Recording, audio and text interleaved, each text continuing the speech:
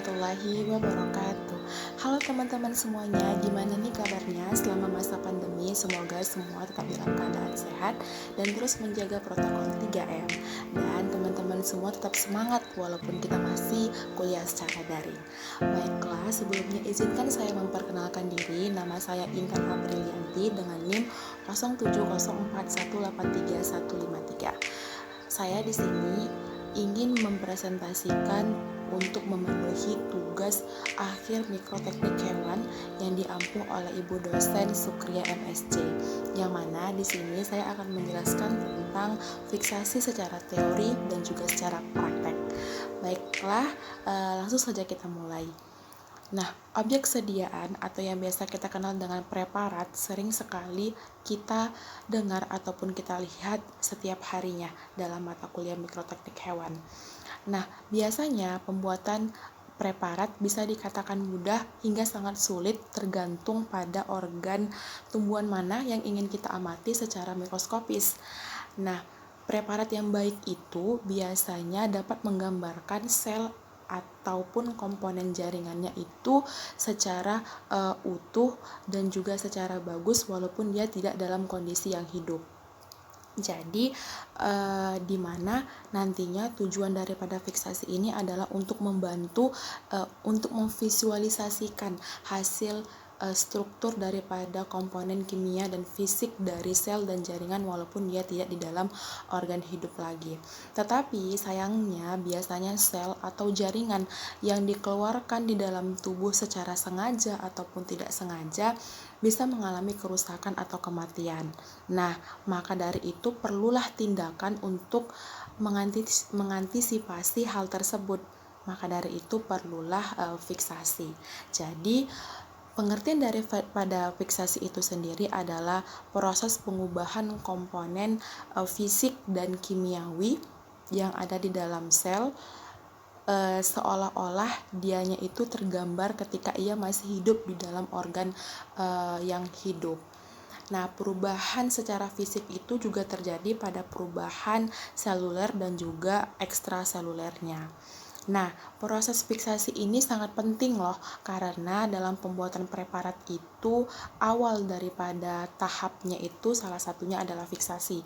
Jadi, kalau dalam proses pembuatan preparat fiksasinya itu salah, maka tahap selanjutnya itu bisa dikatakan tahap yang sia-sia, karena dia tidak akan menghasilkan preparat yang bagus dan bahkan sayangnya bisa saja rusak ketika dianya dilihat di bawah mikroskop. Nah, di sini saya akan menggambarkan contoh dua preparat irisan ginjal yang antara fiksasi baik dengan yang buruk.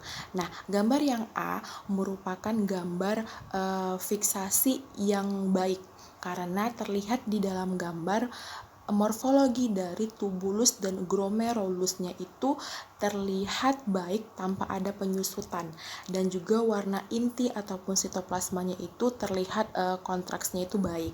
Sedangkan gambar yang B merupakan gambar irisan ginjal yang tidak terfiksasi dengan baik. Karena apa? Karena terlihat dalam gambar morfologi dari glomerulusnya itu ada penyusutan dan juga adanya vakuolisasi ataupun berbentuk bulat-bulat putih yang menggambarkan tidak terfiksasinya preparat itu dengan baik sehingga akan mempersulit peneliti dalam memvisualisasikan hasil daripada preparat itu tersendiri. Baiklah, selanjutnya saya akan menjelaskan tujuan daripada proses fiksasi. Nah, menurut referensi yang saya baca, ada 7 tujuan dilakukannya proses fiksasi. Yang pertama adalah untuk menjaga struktur dan komponen kimiawi. Jadi, dalam penjagaan sel dan jaringan, tujuan daripada proses fiksasi ini untuk menjaga struktur dan komponen kimiawi ketika ia seolah-olah masih dalam keadaan kondisi hidup, sehingga nantinya pemeriksaan sel secara normal ataupun patologi itu dapat divisualisasikan secara maksimal. Lalu yang kedua adalah untuk mencegah kerusakan dan pembusukan. Nah, di sini itu adalah untuk menghindari proses postmortem atau yang disebut dengan otolisis dan juga pembusukan. Nah, yang ketiga itu adalah mengeraskan sel dan jaringan. Sebenarnya tujuan awal daripada proses fiksasi ini bukanlah untuk mengeraskan, tetapi ini merupakan salah satu keuntungan dilakukannya proses fiksasi, yang mana ini akan mempermudah peneliti dalam memotong jaringan lunak seperti otak, usus, dan juga yang lain. Lalu yang keempat adalah pemadatan. Nah, larutan fiksasi yang di dalamnya terdapat senyawa-senyawa kimia tersebut akan membuat komponen sel itu menjadi pemadatan cairan dari konsentrasi cairan setengah cair atau gel menjadi semi padat dan akhirnya akan menjadi padat. Nah, yang kelima adalah optical diferensiasi. Nah, perlu teman-teman tahu bahwasannya fungsi daripada fiksasi itu bukan hanya untuk menjaga sel dari pembusukan, tetapi larutan fiksasi ini nantinya dapat meningkatkan indeks bias komponen sel, sehingga dia akan mempermudah dan memperjelas apapun yang ingin kita lihat di bawah mikroskop secara struktur sel dan jaringannya. Nah, lalu itu adalah efek pewarnaan. Efek pewarnaan di sini maksudnya preparat yang baik nantinya ketika kita melakukan proses fiksasi itu harus disesuaikan dengan pewarnaan apa yang kita gunakan. Jadi, misalnya ketika kita ingin memakai larutan fiksasi formalin, biasanya pewarnaan yang digunakan itu adalah hemaktosilin. Jadi semuanya itu tergantung dari tujuan penelitian kita. Kita ingin melihat apa. Jadi dari awal kita harus tahu kita menggunakan pewarnaan apa, sehingga larutan fiksasi apa nantinya yang cocok kita gunakan. Lalu yang ketujuh adalah menempelkan sel. Untuk menempelkan sel ini khususnya dia dalam pembuatan preparat sitologi. Jadi untuk menempelkan sel secara sempurna biasanya menggunakan apusan sel ataupun apusan bakteri. Ya, saya akan menjelaskan poin yang ketiga adalah prinsip dasar dari proses fiksasi. Jadi, ada dua prinsip dasar daripada proses fiksasi. Yang pertama adalah koagulasi dan yang kedua adalah presipitasi. Nah, yang pertama adalah koagulasi. Nah, koagulasi di sini ini merupakan proses pengendapan partikel-partikel koloid yang nantinya akan bersifat netral dan membentuk endapan.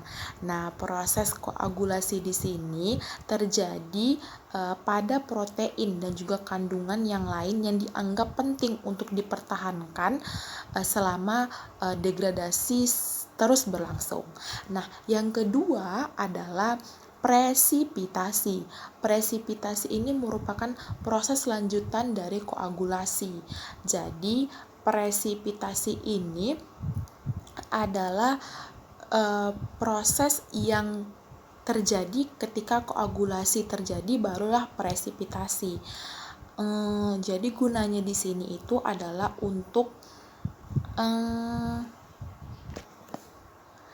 presipitasi yang diharapkan adalah protein.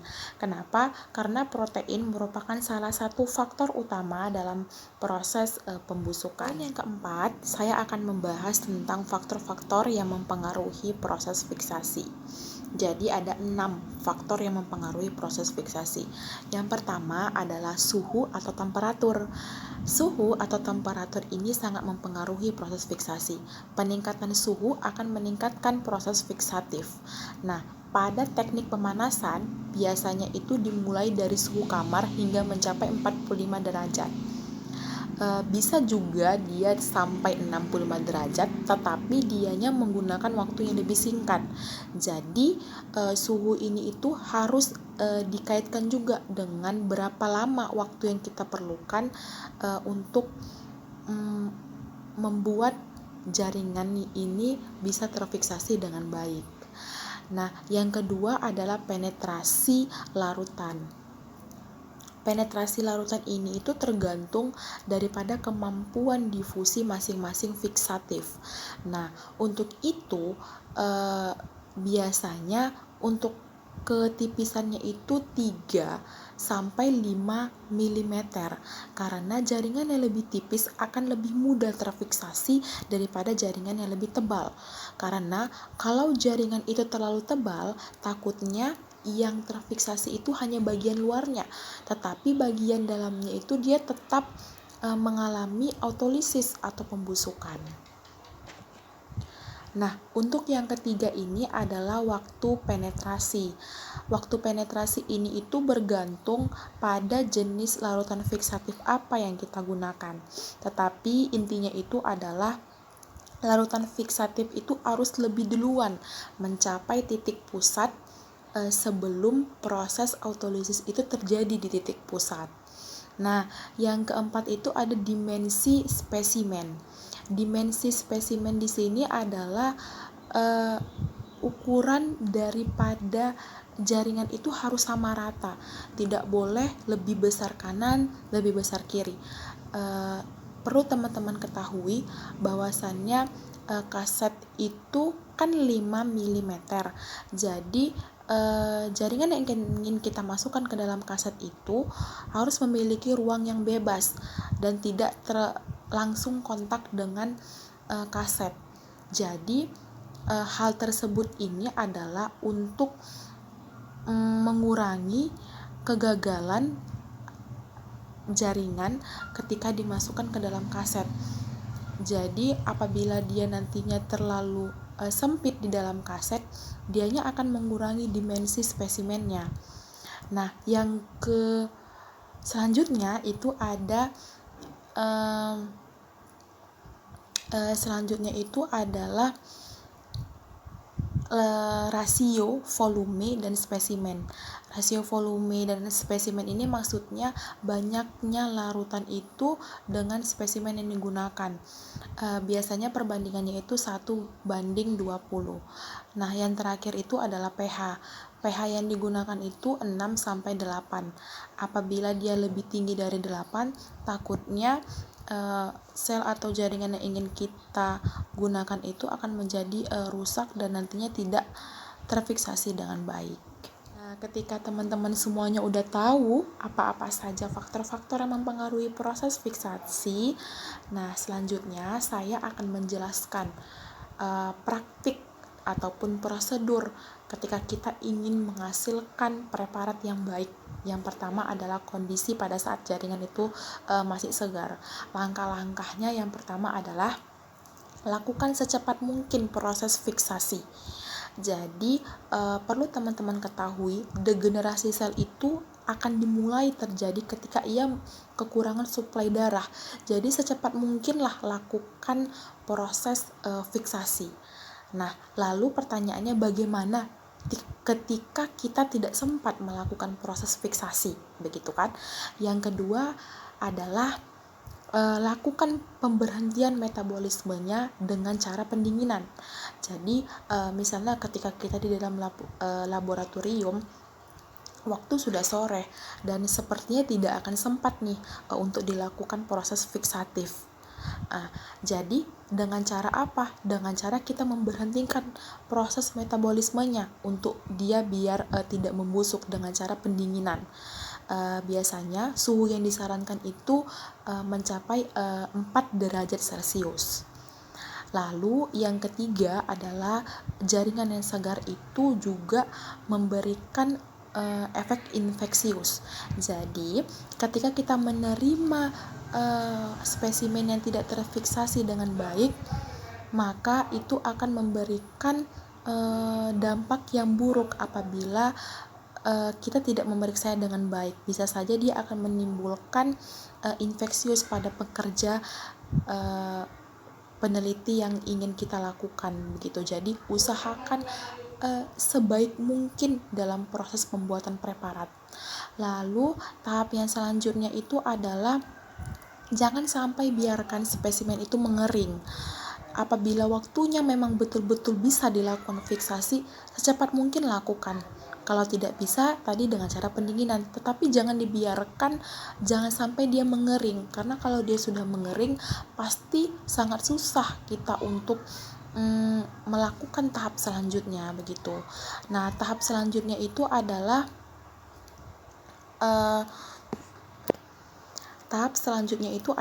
jangan mendistorsi jaringan.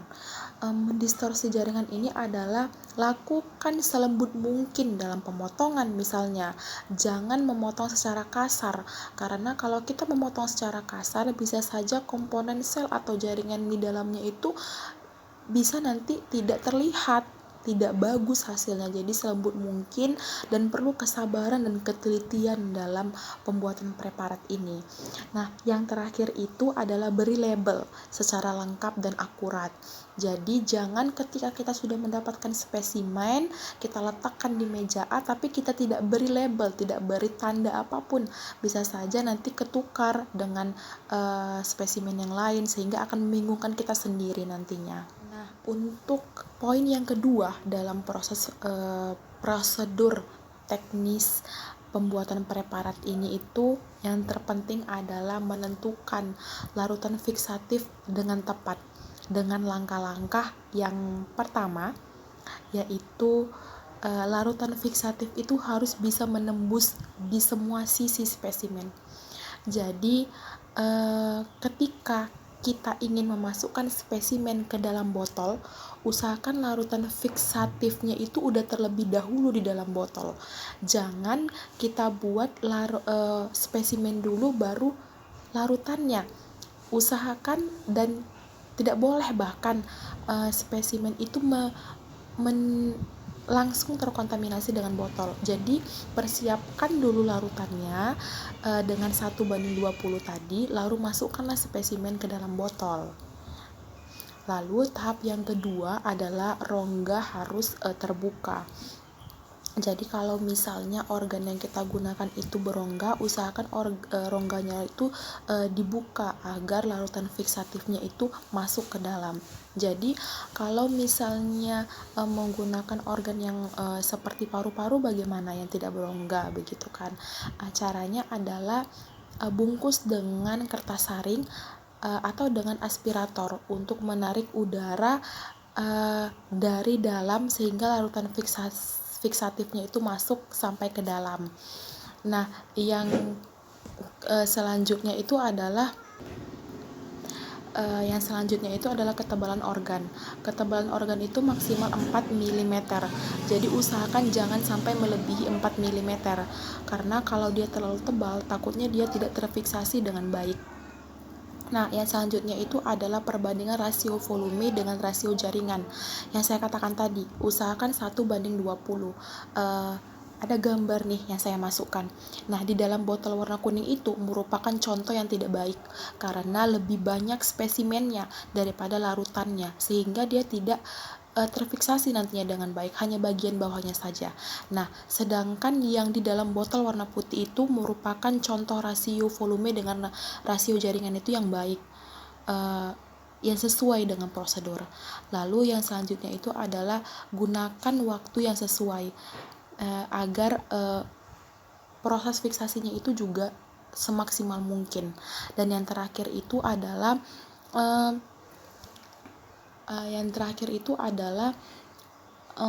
optimalkan suhunya itu dianjurkan mulai dari suhu kamar 20 derajat hingga sampai 45 derajat.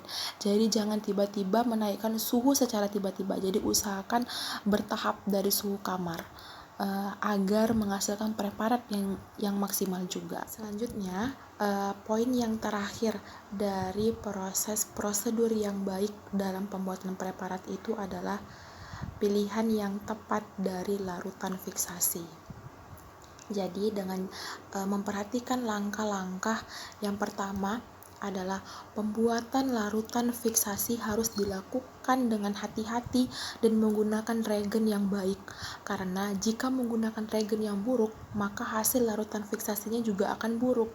Sehingga nanti dia tidak akan memberikan hasil yang baik pada preparat. Nah, usahakan formulasi pembuatan pada larutan fiksasi ini dibuat sesaat sebelum dilakukannya proses pada spesimen. Jadi hal ini itu karena larutan fiksatif itu tidak stabil jika dianya itu dilarutkan dengan pengencer. Jadi jangan terlalu cepat melarutkan larutan fiksasi apabila kita belum ada spesimennya. Jadi sesaat sebelum kita mau memasukkan spesimen ke dalam larutan fiksatif. Nah, yang kedua itu adalah pergantian penggunaan larutan fiksatif. Jika memang perlu adanya pergantian penggunaan larutan fiksatif, usahakan dicuci terlebih dahulu dengan air yang mengalir. Baru yang ketiga itu adalah frekuensi penggunaan larutan fiksatif. Penggunaan larutan fiksatif ini itu lalu yang selanjutnya itu adalah frekuensi penggunaan larutan fiksatif. Jadi usahakan jangan sampai larutan yang kita gunakan itu sudah dipakai terlebih dahulu, sudah dipakai di A, dipakai di B, dipakai di C. Usahakan gunakan yang baru ketika ingin melakukan fiksatif pada spesimen, karena hal tersebut agar tidak terkontaminasi dengan spesimen-spesimen yang lain gitu. Jadi jangan sampai dicampur-campur untuk mengurangi budget misalnya seperti itu. Lalu langkah selanjutnya itu adalah hindari menggunakan tutup yang berlogam, karena larutan fiksatif ini tuh bersifat korosif. Jadi hindarilah menggunakan tutup wadahnya itu yang berlogam. Usahakan biasanya itu menggunakan yang plastik. Lalu selanjutnya itu ada perlakuan setelah pemberian larutan fiksatif. Biasanya ada larutan fiksatif seperti Zenker atau Heli yang perlu dicuci terlebih dahulu untuk memasuki tahap selanjutnya. Biasanya itu karena dia warnanya itu harus dicuci biar tidak tercampur nanti dengan tahap selanjutnya. Lalu yang terakhir itu adalah untuk keselamatan kita. Perlu kita ketahui bahwasannya semua larutan fiksatif itu bersifat toksik dan juga korosif. Jadi untuk keselamatan kita perhatikan dan berhati-hati dalam pembuatan larutan fiksatif dengan menggunakan alat pelindung di dalam laboratorium itu yang teman-teman pasti semua udah pada tahu, untuk menghindari hal-hal yang tidak kita inginkan. Nah, mungkin hanya itu saja yang dapat saya sampaikan. Kurang dan lebihnya saya mohon maaf.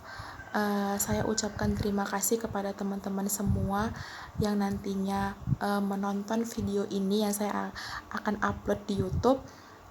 Saya ucapkan terima kasih sekali lagi, dan yang terakhir, wabillahi taufiq walhidayah. Assalamualaikum warahmatullahi wabarakatuh.